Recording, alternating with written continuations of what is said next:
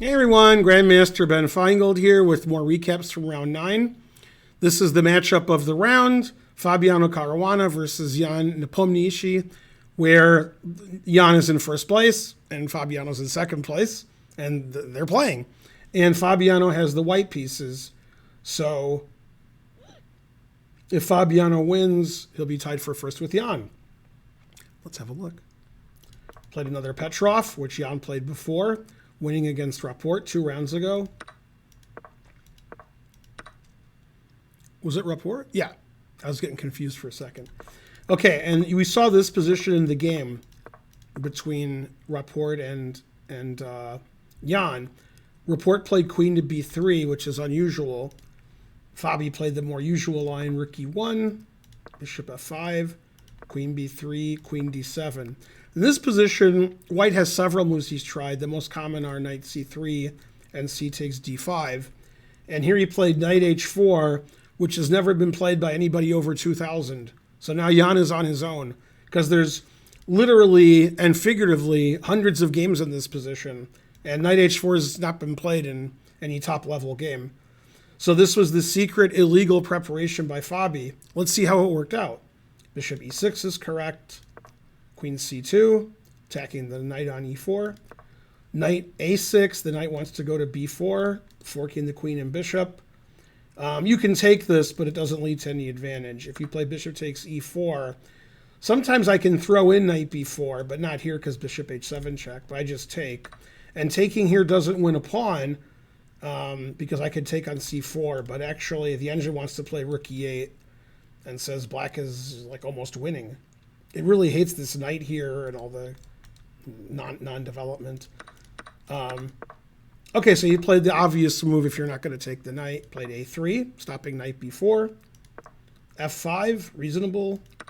Takes, knight c3, rook c8. This is a common idea in the Slav, which doesn't exactly look like this position. The engine wants to play knight b8 and knight c6, putting the knight back on a good square since knight on a6 isn't on a good square. But he played rook c8, that's okay. f3, never play f3. Can you win a game and play f3? Well, we'll find out. Now, Jan played the excellent bishop e7, attacking this knight. And here, Fabi played the move the engine liked. The other move is to take this. Bishop takes, knight takes, f takes, d takes, bishop takes, queen takes d4 check, bishop e3. Now, there's only one move that equalizes, and it's a very funny move. Queen takes e4. Frankly, ridiculous. Notice how the knight is pinned. So now queen takes e4 is forced. Takes, draw agreed. And you're not even allowed to agree to a draw, but maybe they would give them an exception in this position. Okay, so that's like one of the long, crazy engine lines that both players had to analyze. Instead, he just played g3, defending his knight. And I don't blame Jan at all for missing the engine move here. I can't imagine any human making this move. Even if an engine made it, I would be surprised. Like, man, other engines would talk about it behind his back. Like, can you believe he made that move? He says, I knew that was the best move. I couldn't believe he made it. Bishop f6, sacrificing a piece, is what the engine wants to do. And then if f takes e4, we play f takes e4, attacking the bishop. And when we play bishop takes d4 check, and we have the two center pawns for a piece, plus this knight is over here. This is pinned. My rook's on the open line. It says black just has enough for a piece. It says it's equal. It's hard to believe a human would play that way, sacrificing a piece for what I would consider vague compensation, but I guess I'm in the minority. Okay, so instead of bishop f6, he played the more normal saving my knight move, knight d6. This is now good for white, because this is a nice open e-file we have here. Queen a4. Wants to trade queens, so his rook can take all these pieces. Bishop f6, getting one of his pieces out of the way, putting pressure on d4. They trade queens. They trade d-pawns. Takes, check. King g2. In this position, black can escape with his knight, which he couldn't do before, but This pawn is weak. Knight e7 check is winning. Bishop f4 gains a tempo. So white has a nice advantage in this position. Rook c8 is the correct move. Bishop f4. Black correctly played the move knight c5. Very tactical move. The idea is if you take the knight on d6, attacking the rook on f8, I ignore it with knight takes d3. Man, look at that d file. It's a lot of pieces on the d file. Threatening knight takes rook check. If you trade rooks on e8, I can just take with the rook, and you're not threatening my rook anymore. And rook e2 check is coming, and winter is coming. This is actually better for black, it says. This pawn's weak. So, after knight c5, bishop takes d6 is not the right move. Knight e7 check, as was played, is the right move. For attacking the king, the knight is still under attack. If you take the knight, your bishop is attacked, and your knight is attacked, and you're down material. So that's no good. So he played king f7, and this is basically the crux of the game. The whole game depends on what move white plays here, and unfortunately for American fans, Fabiano went wrong. It's easy to know what the right move is here, especially if you're somebody who likes to watch my streams and my YouTube videos and knows who I am and so forth. Always play bishop f1.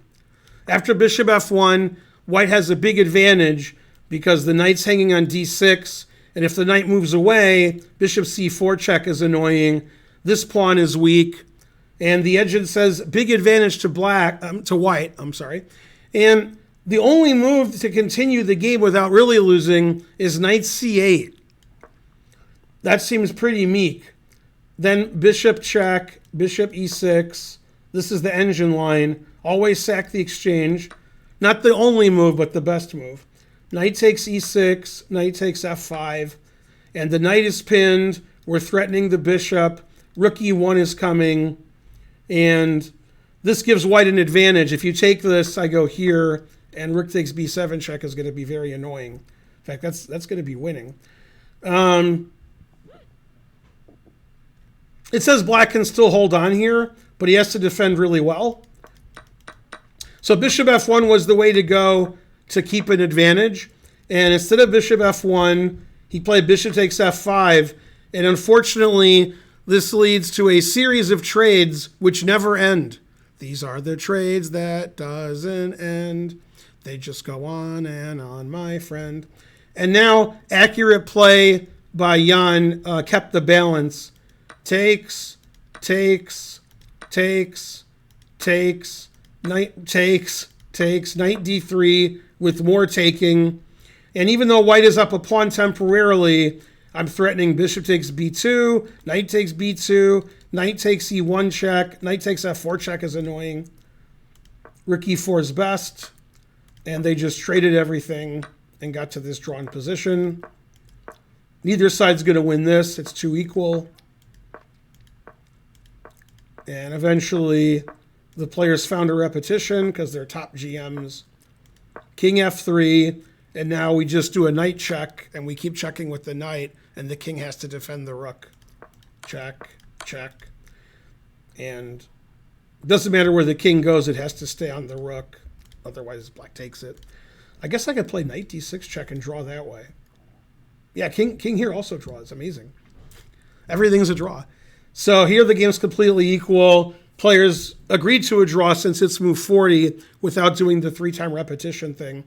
A near miss, I think, for Fabi, who would have had a big advantage after bishop f1.